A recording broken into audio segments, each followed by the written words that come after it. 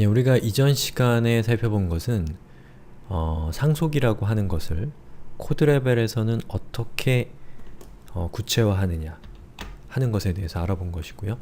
그때 사용하는 키워드가 바로 extens라고 하는 것을 사용해서 calculator 앞에다가 배치해 놓게 되면 요 앞쪽에 있는 요 클래스는 extends 뒤에 있는 클래스의 기능을 부모로 해서 상속을 받게 된다 라는 것을 이야기 드렸습니다.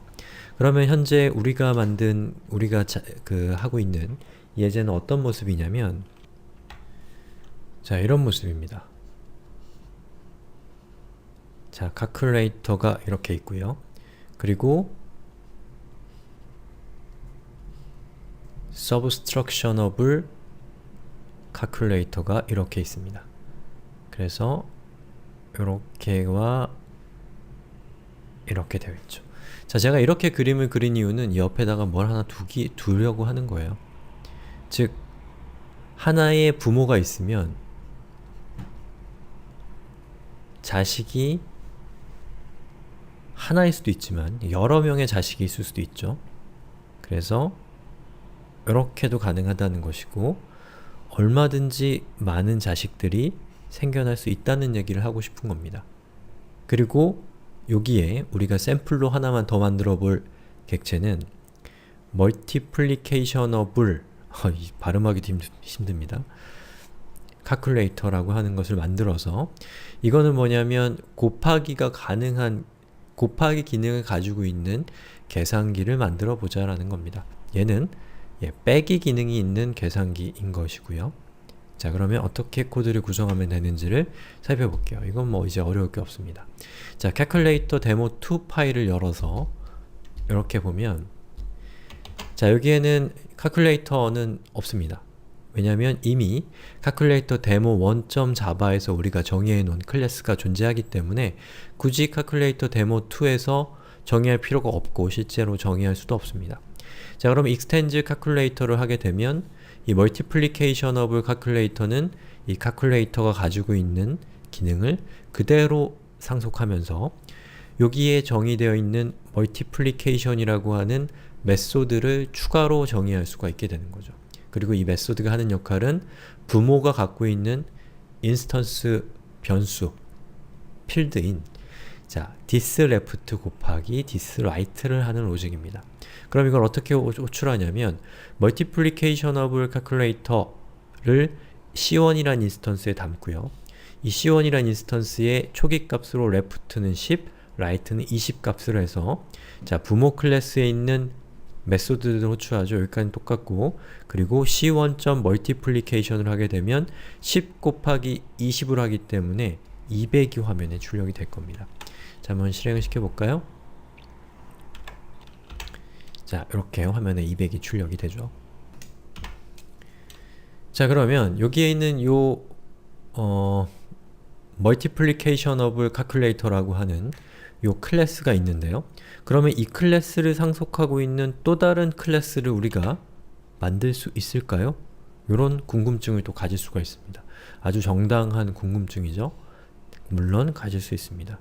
자, 그러면 얘는 누구를 상속하냐면 multiplicationable calculator를 상속하면서 얘는 divisionable 제가 발음이 별로 안 좋죠? 이해해주세요. 자, 나누기가 가능한 계산기란 뜻입니다. 그래서 divisionable calculator를 이렇게 선언을 하게 되면 이 녀석은 부모가 갖고 있는 sum과 average를 기능을 갖고 있으면서 그리고 multiplication이 가지고 있는 multiplication이라고 하는 곱하기 메소드를 가지고 있으면서 이 자신의 메소드인 division이라는 걸 가지고 있게 되는 그런 객체가 되는 겁니다. 이런 관계를 통해서 끊임없이 상속을 해나갈 수 있다라는 것, 그것이 바로 상속이라는 거예요. 자, 그러면 코드를 살펴보죠. calculator demo3.java 파일을 열어보면 자, 별거 없습니다. 보시는 것처럼 이 divisionable calculator라는 클래스는 multiplicationable calculator라는 것을 상속하고 있고요. 그리고 자신이 필요한 기능인 디비전이라고 하는 메소드를 구현해서 자, this.left 나누기 this.right를 한 결과를 프린트하는 메소드를 가지고 있는 겁니다. 그러면 이 divisionable calculator를 인스턴스로 만들어서 set operands를 초기화하고 sum, average 여기까지 하고 바로 이 부분을 호출하면 자, 이 부분에 의해서 여기 있는 이것이 사용이 되면 화면에 left 값과 right 값을 나눈 결과가 출력이 되겠죠. 이렇게 해서 상속 개념에 대한 기본적인 개념을 짚어드렸습니다. 어때요? 어렵지 않죠? 별로 어려울 게 없습니다. 그리고 상속이라는 것이 갖고 있는 어떤 잠재력은 매우 복잡하고 매우 다양합니다. 딱 보셔도 아시겠지만 상당히 강력하다는 느낌이 드실 거예요. 일단 코드의 중복을 제거할 수가 있죠. 부모가 이미 만든 기능을 자식이 또 새로 만들 필요가 없다 라는 점에서 이 코드의 중복을 제거할 수 있었습니다.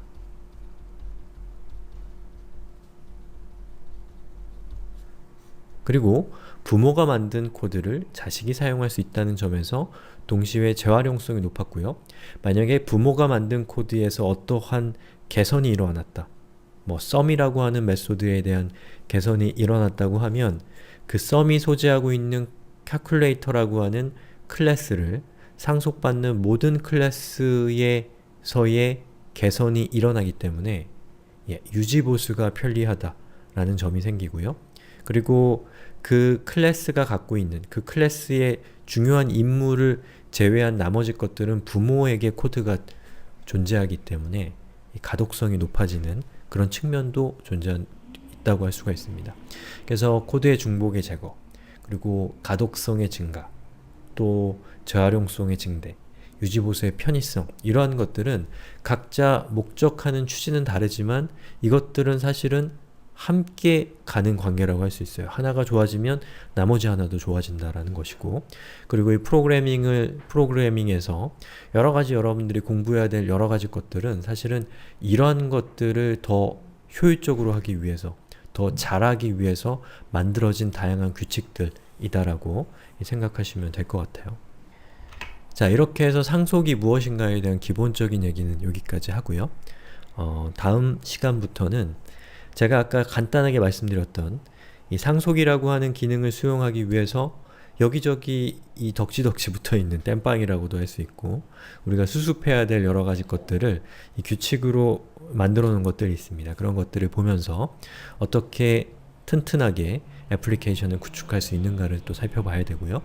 그 다음에 이 상속이라는 기능이 나타나면서 상속 덕분에 생겨난 여러가지 파생적인 기능들이 또 있습니다. 이건 좋은 거죠. 이런 것들에 대해서도 살펴보는 시간을 가질 겁니다. 자, 그런 점에서 이 상속이라는 것은 상당히 중요하고 또 상속이라는 것은 우리를 어렵게 만들기도 하는 녀석입니다.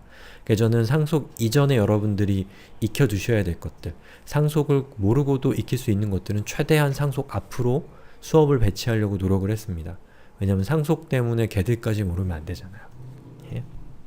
그리고 이 이후로 나오는 것들은 대부분 여러분들이 상속이라고 하는 개념을 선행해서 이해하고 있을 때 온전하게 이해될 수 있는 것들이기 때문에 혹시 제가 설명드린 이 상속에서 잘 이해가 안 가시면 다른 책에 나와 있는 상속을 보셔도 되고 질문을 하셔도 되고 또 제가 만든 수업을 또 한 번 보고 그래도 이해가 안 가면 또 한 번 보고 그래도 이해가 안 가면 일단 다음 동영상으로 넘어가시면 됩니다. 아셨죠? 상속은 아주 중요한 부분입니다.